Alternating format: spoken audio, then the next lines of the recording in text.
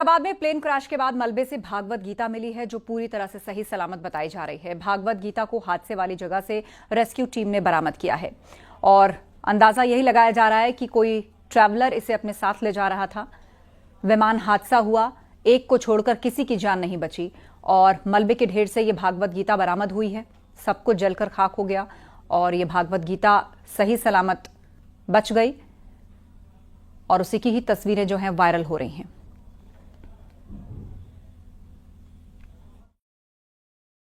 आपको ये यहाँ डेब्री से मिला भगवत गीता? हाँ, यहाँ से ही मिला। यहाँ से मिला? हाँ जी। सब कुछ जल चुका है बट भगवत गीता सेफ है। हाँ जी। आप कहाँ किस संस्था के साथ जुड़े हुए? मैं संस्था के साथ नहीं जुड़ा हूँ, आप सिविलियन वॉलंटियर हूँ मैं। वॉलंटियर? Yes yes. तो आप एक बार और दिखाएंगे? आप ये दिखाएंगे और क्या आप थोड़ा अपना एक्सपीरियंस बताएंगे कि कब मिला, कितने दिन पहले? जी जी, ये मुझे लगभग 15-20 मिनट पहले ही मिला हुआ है। ठीक है, यहाँ पे ही पड़ा था, करीब 8:30 पौने 9 के आसपास। 15-20 मिनट पहले आप समझ सकते हो। ठीक है, लेकिन कहने का मतलब ये है कि इतनी गर्मी, मतलब 50,000 से भी ज्यादा लीटर पेट्रोल तो होगा और ये यहाँ पे ब्लास्ट इतना बड़ा हुआ है, सारी चीजें जल गई है। ठीक है, इसको कुछ नहीं हुआ।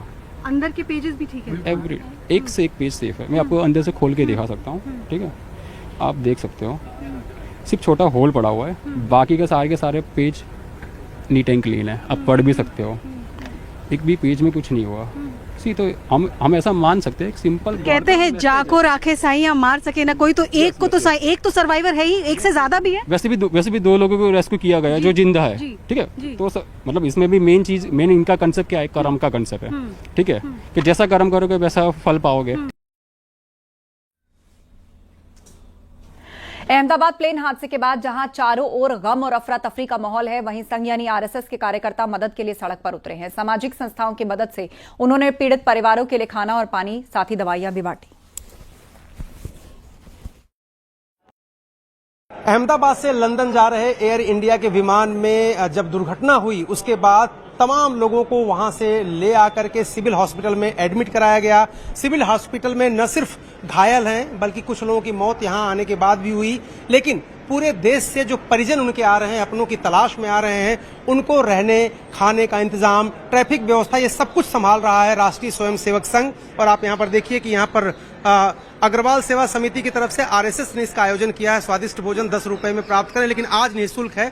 आप देखेंगे तो आरएसएस के लोग यहाँ पर आपको अपने गणवेश में यहाँ पर दिखाई देंगे और यहाँ पर लोगों को क्या क्या दिया जा रहा है?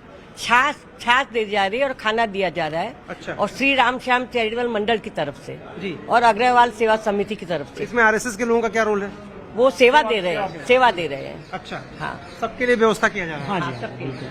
तो आप लोग आरएसएस के कितने लोग यहाँ लगे हुए हैं? यहाँ पे हमारी कम से कम 150 जन की टीम है।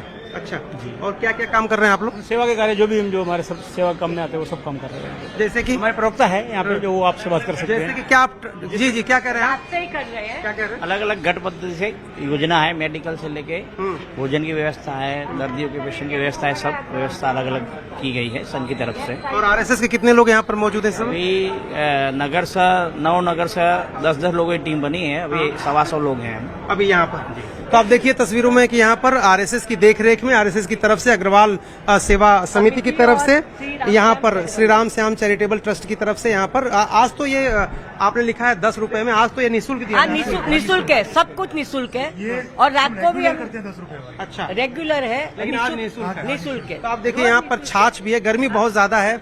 जो परिजन आ रहे हैं, जो पीड़ित लोग हैं, उनके परिवार के लोग, उनको यहाँ पर छाछ भी पिलाई जा रही है। देखिए यहाँ पर जो लोग यहाँ पर आए हैं, अपना स्वादिष्ट भोजन का भी यहाँ पर देखिए स्वाद ले रहे हैं। तो एक तरह से कोशिश ये है आरएसएस की तरफ से कि जितने भी लोग यहाँ पर आए हैं, जिनके परिजनों ने अपनी जान खो दी है। अहमदाबाद विमान हादसे में मारे गए लोगों को वाराणसी में श्रद्धांजलि दी गई। यहां गंगा तट पर शांति पाठ करके दिवंगत आत्माओं को श्रद्धांजलि दी गई। लोगों ने बाबा विश्वनाथ से गुहार लगाई कि ऐसी घटना फिर दोबारा ना हो। वेद पाठी बटुकों ने वैदिक मंत्रोच्चार के साथ मृतकों को भावभीनी श्रद्धांजलि दी। तो एयर इंडिया विमान क्रैश में जिन लोगों की जान गई है या जो लोग घायल हैं, उन सब की शांति और सकुशलता के लिए बाबा विश्वनाथ के मंदिर में पूजा अर्चना की गई। मंत्रोच्चारण के साथ सभी के लिए शांति पाठ किया गया। वाराणसी में कुछ इस तरह लोगों ने श्रद्धांजलि दी। तमाम बटुकों ने मंत्रोच्चारण के साथ उनकी शांति की प्रार्थना की। गंगा किनारे ये शांति पाठ किया गया और बाबा विश्वनाथ से यही प्रार्थना की गई कि जिन लोगों की जान गई है, उन सभी को सद्गति प्राप्त हो, शांति मिले, उनके परिवारों को संबल प्रदान करें और साथ ही साथ जो लोग घायल हैं वो जल्द से जल्द सकुशल हो जाएं और फिर दोबारा इस तरह का कोई भी हादसा कहीं भी पेश ना आए।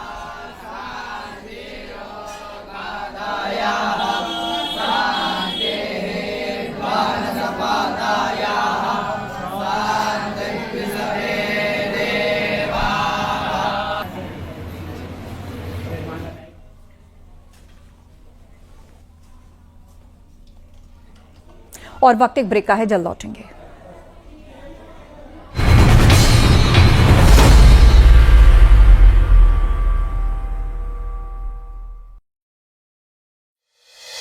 आप देख रहे हैं न्यूज़ 18 उत्तर प्रदेश उत्तराखंड।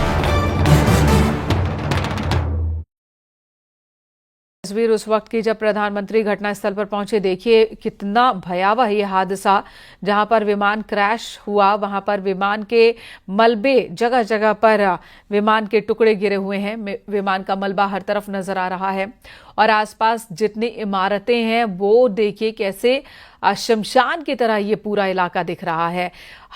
इस इलाके में जितने पेड़ पौधे और जितने मकान वो सब कुछ जल गया।